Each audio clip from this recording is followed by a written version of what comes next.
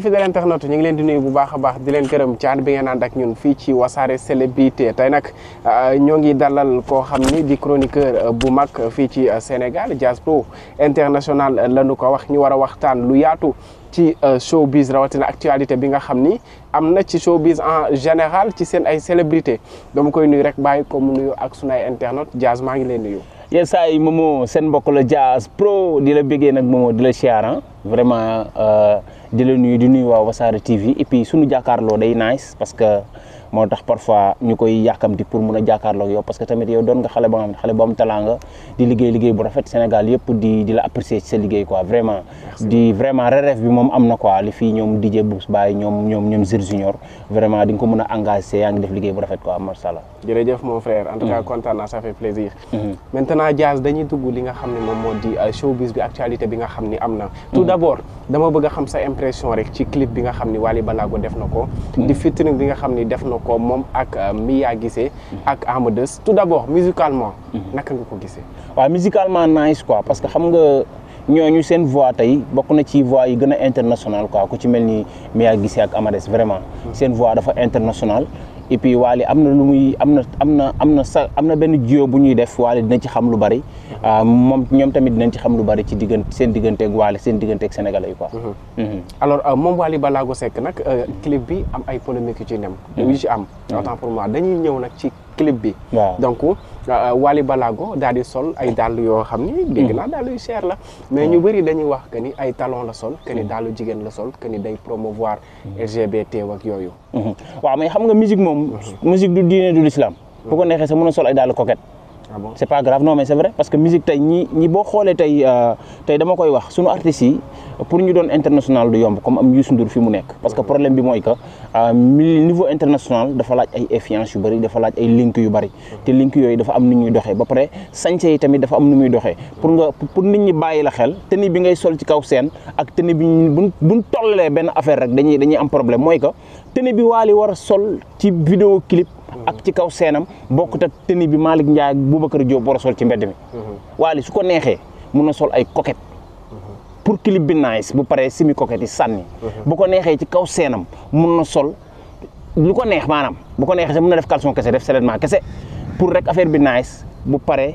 mu sànni loolu. parce que il faut ñu comprendre que ne artiste bi artiste la te tenue artiste lay sol ci vidéo clip tenue artiste lay sol ci kaw seenam léegi yow bul jàpp ne yow. moom li muy sol noonu Wally tey bu defoon tey par exemple dama yàlla jégal bu defoon caleçon kese sol seulement est-ce que di nga dox ba gis sénégalais bu sol caleçon kese seulement ci mbedd mi waaw parce que xam nañ ne baaxul loolu ci vidéo clip la yem niveau des États-Unis wala ba Nigéria da ngay gis ñu def ay silipu neen yor ginnaaw yu baax wane ko ci clip est-ce que mus nga dox ba gis ku def silipu neen ci mbedd mi Nigéria wala États-Unis doo gis wala boo ko gisee kuy jaay boppam la comprendre nga léegi il faut ñu comprendre que ne parfois artiste bi li muy def ci vidéo clip la yem at lu mu mënti sol at li muy def ci kaw scène boo ko fi Wally tey man fréquenté naa ko dem naa këram boo demee këram doo fekk Wally sol li muy sol ci kaw scène da nga fekk mu sol jàllaabe mbaa mu sol benn jean bu jot wala benn t-shirt parce que foofu këram la comprendre nga boo demee fekk Wally fu ñuy benn xew Wally du sol loolu comprendre li ñuy wax kay mooy Wally na fexe ut ay artistes nga xamante ni dañ ko apporter dara bu defee ak ñoom jiyoo pour niveau international pas réew mi kese mais ay détails yu solo ak yooyu garaawul Wally mënut a sol caleçon ba nit ñi sol caleçon. naka nga gisee ñi naan suñu réalité yi moo ñu may loolu peut-être. waaw mais waaw loolu day mën a nekk parce que musique du diine du. boobu problème la. am nañ jafe-jafe tamit artistes yu jàng. waaw côté boobu am na ci parce que artiste tamit il faut nga pare musicalement pare jàng quoi jàng nga xamante ne tey bu ñu la invité ci benn télé niveau international tey artistes yi nga fiy gis yëpp xaaj bi duma lim quoi boo limee di nga juum wala kenn ne mën ngay waxal wala dara mais artistes yi nga fiy invité niveau international yi mënuñu wax français bu correct. te loolu gis nañ seen ay sorties France 24 ak yeneen i chaîne TV5 Monde ku ci mel ni Sidi Diop. ak Wally Ballago mais français bi dafa des. waaw mais da ngay xool que ne am na lu des quoi. donte ay nit kese lan. environnement bi nekk dañ jàpp ne doy na pour def fi musique kese fekk boo bëggee egg niveau international nag il faut nga jàngaat lu bari pour mun a am accès foofu pour mun a def yenn chansons yi nga xam ne dina leen marqué quoi. pour mën a def yenn chansons yi nga xam ne dina leen marqué Mia Guissé ñu bëri di critiquer habillement am ak moog Wally Ballago jegante bi nga xam ni am na ci clip bi ñu bëri di wax que ni clip bi ni ñu ko defee dafa ñaaw. waaw mais nan jegante bi ñu jegante ak yooyu. waaw mais ñoom ñu Sénégalais yi nag dañoo neex nag mooy tamit jegante kan moo ko moom ah jegante kan moo ko moom ci yoon sax war nañ mën a fóonante pour jaay clip bi kese waaw war nañu mën a fóonante dugg ci piscine waaw man d'accord naa man c'est pas grave man musique laay wax quoi waxantuma comme ñi nga xam ne ay fans lan wala ñu wérul lan man nekkuma foofu quoi man waxuma ak fans man melomaan laay wax bu laajoon ñu fóonante pour jaay clip bi Wally ak Mia war nañ mën a fóonante pour jaay clip bi bu laajee ñu dugg ci nekk sangu pour jaay clip bi war nañu mën a dugg ci nekk sangu pour jaay clip parce que musique lañ wax comprendre nga man noonu laa ko gisee quoi buñ ko dugalee ci affaire jullit nag war ñu woon jegante war ñu woon fóonante mais bu fekkee musique la ñu wax war nañu mën a raayante fóonante pour jaay clip parce que gis nañ fi ku ci mel ni Coumba Gawlo Seck pata pata at takk ma faama yaa ngi gis ñuy raayante def seen i affaire góor ak góor lu tax maanaam lu tax polémique yooyu amul léegi quoi te jamono yooyu leen gën a dund diine que léegi xaaj nit ñi ay franc-maçon la nit ñi ay naafeq la nit ñi ay fenkat lan comprendre nga bu njëkk lañ doon gën a dund diine te gars yi dañ doon raayante ci clip yi defante lu nekk tey lu tax lu xew rek ñu bëgg a génn c'est pas normal quoi c'est pas normal moom Wally Ballago jamono bi naka nga gisee li nga xam ne moom moo di musique am parce que gis nañ ci benn évolution donte wax nañ fi disque d'or te gisaguñu ko ba tey mais am na évolution quand même waaw disque d'or bi moom mal communication daf ci am Wally dafa génne album bi juste que pour jaay ko mais dañoo xalaat ne ñoom bu ñu génnee album bi war na ci mën a am disque d'or ñi ci communiqué xamuñ wàllu disque d'or ni muy doxee xamuñ wàllu njaay ni muy doxee ñoo indi erreur mais Wally man pour man génnul rek ne man damay am disque d'or comprendre nga léegi nag comme problème de communication la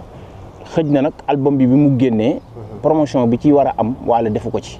Wally defu ci ay jéego quoi parce que ba tey déggoo Wally toog wax ci album international pour wax ni ñu koy jëndeek lépp comprendre nga te booy xool soxlawul ngay communiquer pour wax disque d'or day am ci lii soxlawu ko album bu génnee dafa am fu ñu ko war a fekk dafa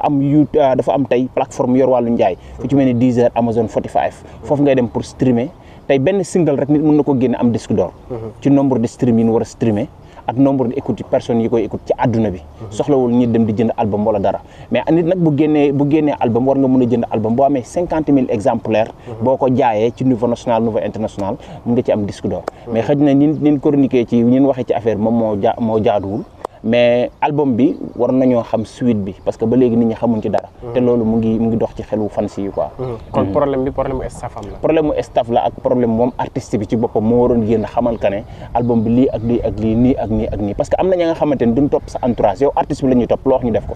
waaw bu génnoon am na ñu muy communiquer rek album bi mun na jaar te lu tax est-ce que du bruit bi nga xam ne ñu ngi koy gis ci musique bi parce que léegi dañuy gis que ni bruit bi la ñuy gën a jiital que liggéey bi parce que da ngay gis suñu artistes fi ñu toll ci côté bruit ci côté buzz peut-être boo génnee à l'échelle internationale toll na noonu waaw par exemple tey bu fekkee Côte d'Ivoire toll na fa bu fekkee Nigéria toll na fa bruit moom dafa yàgg ci musique mais ñu mën bruit xam bruit ñoo war a bruit tey nouvelle génération bi dañoo jiital bruit que musique dañoo jiital bruit que connaissance que connaisseur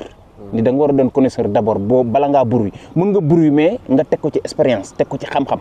boo waxee nit ñi xam ne lii ngay bruit mais bul bruit juste pour fal sa artiste kese loolu doxul quoi loolu day tardal artistes yi parce que lépp lu ñuy wax ci biir réew mi mënut a yóbbu artiste bi fenn ay wax kese yóbbul artiste li ko yóbbu liggéey dëgg la liggéey bu metti tagg yóbbul artiste yaay kii yóbbul artiste king ak nekk roi di mbalax ak yooyu ñu ngi koy xool ci ay trophée Youssou Ndour amul bu dul trophée jinne gagné na ko ci musique tey ñu nangu ko ñu bañ koo nangu fii ba ñu ñi mujjee juddu Youssou Ndour mooy doon seen chef parce que Grammy Awards jafe na ku gagné léegi disque d'or jafe na ku gagné docteur Ana Ricosa yooyu yëpp defe na ñu fal la ko yow artiste bi te Youssou Ndour am na loolu lépp kon fii mooy juddu ba keneen di juddu Youssou Ndour mooy doon roi di mbalax Sénégal Youssou Ndour moom mooy doon roi di mbalax kenn du ko weddi ku ko weddi mën nga faatu léegi moo fiy nekk chaque jour moo fiy nekk parce que daf ko liggéey avant quoi ba pare parfois boo nekkee ci benn milieu mu am lu mu laaj da ngay dem uti ko musique yemul ci ay koppar kese dafa yem ci ab ut ña nga xamante ne xam nañ affaire ni muy doxee bu fekkee bu jaree nga leen di fay ñuy doxal say mbir nga fay leen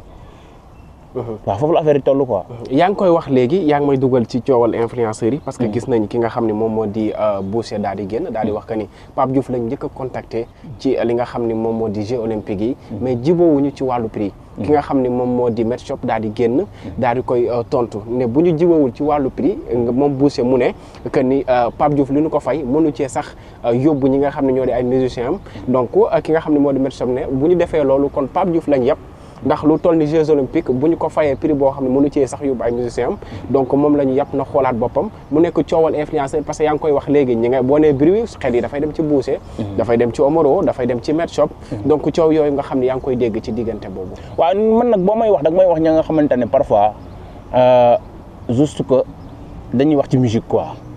man boo ma wax ci musique ak ñi nga xamante ne tey da nga ma wax ma xam ne ñi am nañ expérience ci musique bi juste que Boucher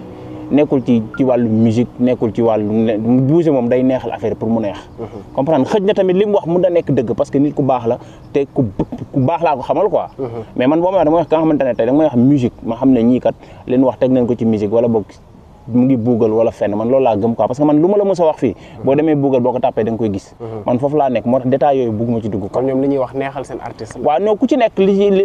ngay wax pour fal artiste bi nga nekkal la Sénégal looloo fi am mais xëj na nag Boucher li mu wax mun na nekk dëgg Maître Shop li mu wax du ma ko weddi xëj na mun na nekk dëgg mais man dugguma ci détails yooyu mooy détail musique laa nekk comprendre nga man damay bëgg lu ma lay wax nga tàppe Google léegi gis ko fa man loolu laa bëgg mais ñoom li ñuy wax xëj na dañ ko wax noonu rek juste mais ku ci nekk mun na am raison quoi mais ñoom samay xarit lan Boucher moom sama nit la restaurant chaque jour fa laay lekke ok Wally Ballago Jeux olympiques nan la mën a yokk ci carrière waaw Wally Ballago Seck Jeux olympiques mais buñ ko fayoon sax buñ ko fayitoon dara ñu woo ko war na mën a dem def prestation parce que Wally dafa bëgg a nekk international donte doonagu ko daf ko bëgg a nekk tey lépp luy xew ci diaspora Wally teew fa mën na ko jural dara Wally teew fa mën na ko jural dara Pape Diouf naka nga gisee taxawaayam jamono bi ci musique parce que gis nañ yu bëri daf ko xaw a sànbaay itam waaw Pape Diouf mu ngi ci direction bu am solo parce que xam nga musique moom Sénégal dañuy jàppe musique ak musique ni muy doxee du benn ñenn ñi dañuy def bruit di avancer ñenn ñi mën nañu bañ def bruit nekk seen yoon Pape Diouf bi nga ko xamee léegi mosoo ko dégg ci coowal musique mais teewul mu ngi ci direction bu am solo Pape Diouf mu ngi ni gars yi di tourner lay tourner ni gars yi di jouer lay jouer comprendre nga ni ñuy dégloo gars yi xam ne déglu yi moo bokkul dinaa leen wax nag gars yi comprendre tey dafa am artiste am vedette am star planétaire tey mun nga jël comme mel ni Wally nga ne staru Sénégal la moom Sénégal la yem staru Sénégal la nga jël Youssou Ndour mooy star planétaire comprendre nga mun nga jël benn artiste comme jeune talent yi nga ne par exemple ñoom ay vedette lan vedette mooy ki nga xamante ne ko ñoom lay nekk rek ñu xam ko wala mu nekk biir Sénégal kese ñu xam ko niveau international xam ko ñooñu ay vedette lan mais tey par exemple ki nga comme Wally bu génnee nit ñi topp ko kooku staru Sénégal la comprendre nga Pape Diouf tamit star la mais Youssou Ndour moom mooy staru planétaire mooy ki nga xamante ne ba Amérique dañuy teg ay son di ko déglu wala dañ ko xam loolu il faut gars yi di ko comprendre ci musique bi quoi mais Pape Diouf mu ngi ci direction bu am solo et puis am nay dates yu am solo biir bitim réew te mu ngi koy def sans bruit et puis mu ngi tëgg fii di ko def sans bruit te musique moom parfois benn affaire moo ci am solo communication bi sa staff di communiquer moo ëpp solo bruit bu ngand bi te defoo dara waaw bruit bu ngand bi te defoo dara damay delloo tuuti en arrière parce que ci suma première partie la waroon bokk mu di accoutrement mi yaa gisee yaa ngi wax sànq bu Wally ñu bëri tamit di ko critiquer di wax que ni depuis bi mu tasee ba tey dafa sexy li muy sol baaxul ak yu ni mel waaw loolu moom déggoo li ma la wax nee naa lépp lu nekk ci musique nit ki bu defee taati neen sax man nangu naa mu jaay musique am pour def taati neen mais bu paree mu nekk ci leneen ñi koy seetaan am xelu ne Sénégal pourquoi dof bu génnee dox ñi doon dof sol di sagar pourquoi duñ ne day influencer nit ñi parce que xam nañ ne dof la léegi nag ñiy def clip ak ñiy def vidéo di woy nañ leen jàppee comme dof li ñu sol ñu bañ koo sol di leen seetaan en tant que kuy woy jàppee leen dof quoi parce que musicien bi dof la parce que lu ne lay xalaat ci boppam pour indil ko Sénégalais ñi am xel nag laay waxal quoi woykat bi dof la dof moo ëpp lu muy toog di ko xalaat comprendre nga dof foo ko gis mu ngi waxtu mu ngi def ay affaire léegi nag loolu woy la ci moom dof bi mais musicien bi moom day xalaat di woy léegi li muy sol nag yow jàppee ko dof jàppee ko ne Michael Jackson mosoo gis biir États-Unis ku dof di sol li muy sol parce que xam na ne li muy def tenue de spectacle la mais léegi dëkk bu comprendre la fii dëkk bu ñu wérul la nit ñi xaaj bi seen xel yi xam nga fu ñu ko teg mais c'est pas ne Wally bu solee coquette damaa war a sol coquette Wally bu solee benn yére dama ko war a sol déedéet léegi nan gisee mi yaa gisee comme tey nit la ka nga xam ne dafa am xaalisam xool yaramam ne war na gën a mun a baax mu dem defar yaramam nekkaat ci yoonam di liggéey mais divorce ak ñàkk divorce fii ku fi xas ku divorcé wala ku nu ëmbal sa biir kër am na lu fa nekk te waxoo ko foofu la Sénégal toog sa biir kër am na lu fa nekk te waxoo ko dañuy génn tuuti ci musique nag daal di koy tëjee ba tey ñu ngi ci showbiz ñu gis ki nga xam ne moom moo di Yado defe naa ne yaa ngi suivre actualité boobu mu daal di feebar amee cancer ci lu ñu wax donc ñu gis influenceurs yi di ko ketal ku ci mel ni bébé Eva mais après ay coow jub si Adamo daal di génn daal di wax que ni bébé Eva dafa bëgg a lekk xaalis bi mais li ci gën a doy waar mooy bébé Eva dafa jàpp ni ñi mu nekkaloon di ñoom ñànku ñoo yónni Adamo coow loolu naka nga ko gis waaw ni ma ko gisee rek mooy juste que war nañoo nekk ci dëkk boo xamante ne ku feebar da laa war a ketal quoi waaw sénégalais yi am na ñoo xamante ne ñu ngi ci dëkk bi kenn xamul leen siiw nañ ñu ngi ci hôpital yi amul lu ñu lekk amul lu ñu naan ñu war leen a dimbaliwul leen c'est pas ne ku siiw rek boo feebaree dañ laa war a ketal am na ñi nga xamante ne ñu ngi ci dëkk bi sonn ba dee kenn ketalu leen kenn dimbaliwu leen waaw ñi siiw li ñuy siiwee nañuy profité xool seen i plateforme nan la ciy liggéey ba bu ñu amee problème ñu mën a faj seen bopp lu jëm ci Adamo nag ñoom seen i coowal bopp la du ma ci dugg moom suma nit la am na ya nga xamante ne parfois nit bu duggul say détails doo dugg ci ay détails am quoi waaw oui c'est vrai. mais est-ce que tey Nianko ak Awa Ba ak ni ñu meloon ci showbiz ba ñuy defante seede yu rafet diggante bi waroon na yegg si fii mu mel ni ñi nga xam ne ñoo jiitu tey ñu bëri dañuy wax que ni ñi ci suuf ñoom seen bopp rek la ñu jiital ñenn ñi itam ne ñi ci suuf dañ leen maanaam dañoo teg bët ñi nga xam ne ñoo nekk ci kanam ba dañuy jàpp ni dañ leen di utiliser ak yu ni mel est-ce que coow li waroon na yegg si foofu seen diggante ñoom ñaar. waaw mais warutoon yegg si foofu. parce que problème bi mooy que bu fekkee leader nga nekk ci kanam. ñàkkul ay possibilités yu mën a def ba kooku tey nekk ci jàmm. ñàkkul mu ko def quoi parce que am na ñu mu xam. boo siiwee am na ñu la respecté ci dëkk bi bu fekkee da ngay ànd ak nit am lu ko dal yow mi siiw exploiter sa siiw dimbale ko sans ñu dem nit ñi di ko ketal quoi. man noonu laa gisee quoi. et puis war ñu woon egsi foofu parce que ànd nañ ci ànd bu rafet ba toll fii nii. pour man war nañ gën a xool lu gën a rafetal seen diggante. ñi nga xamante ne ñoom ñooy leaders yi nekk ci kanam nañuy gestu parce que groupe yi moom bëri na ci leaders yi ñoom li ñu war a def duñ ko def. comprendre nga duñ gestu ñu ne seen ginnaaw te parfois boo jiitoo am ñi nga xamante ne dañoo yàgg a sonn ci sa carrière wala ñu yàgg a sonn di ànd ak yow pour seen liggéey jëm kanam war ngeen mën a gestu dimbali leen te bañ bàyyi ay détails quoi ñu jugee ci ay détails jéem a liggéey. ñu jugee ci ay détails yi jéem a liggéey en tout cas Dia ça a été un plaisir. tey dalal la fii ci Wassare Célébrité. bàyyi la nga tàggoo ak suñu. waaw di la nuyu rek di nuyu waa Wassare di site bu am solo ba nga xam ne nit ñi dañ koy bàyyi xel mu yëngu ci wàllu show bi ci wàllu politique lépp ma leen di suivre vraiment mu doon site bu jëm kanam et puis di ñaanal gars yi artistes yëpp ñu booloo gën a mën a jëm kanam di ñaanal Pape Diouf vraiment nit ku baax la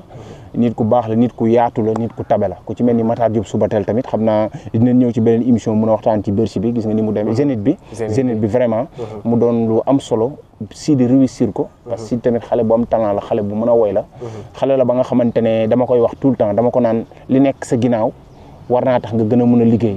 ba pare nit ñi gisagun talent Sidi mais ci kanam la ñuy xam kan mooy Sidi parce que xale bu mën a woy la te boo nekkee xale mën a woy booy màgg da ngay gën a am expérience te da ngay gën a mën a woy waaw te Sidi fii réew mi mënuñoo cité ku fi dàq way comprendre nga moo tax lu muy gën a màgg day gën a mën a way Matar Diop Subatel dafa doon nit ka nga xamante ne moom nit ku yaatu la nit ku tabe la nit ku mën a sonn ci doomi aadama la Matar Diop du xam soxla nit gantu ko te man dama ci xam dara quoi comprendre nga dama gis ay nit ñu mu dimbale comprendre nga parce que man utuma dara ci nit mais l'essentiel li muy def geste yi muy def lu rafet la te yàgg naa dimbale nit yàgg naa jël moyen di ko def ci doomu aadama yi lu mel ni Zénith nga jël nit ñu bari yóbbu leen fayal leen hôtel fayal leen lépp loolu dañ koy ñaanal yàlla defal ko mu koy gën a mën ndax nit ku baax la nit ku tabe la naan nag maa ngi nuyu Sénégalais ñu doon suivre seen mbokk la woon Diaz Pro da leen ma bàyyi xel ci Wassare TV ak yeneen plateforme jaajëf jeex na bientôt itam di ngeen ko am ci sunu ay plateau ndax xam nga yow lu ma nekk nga takk ci répp donc en tant que chroniqueur di leen jaajëfal yéen itam yéen sunu ay internautes jàmm ak jàmm nañ yàlla sàmm ñu nekk ci jàmm ba beneen ak jàmm Diaz Pro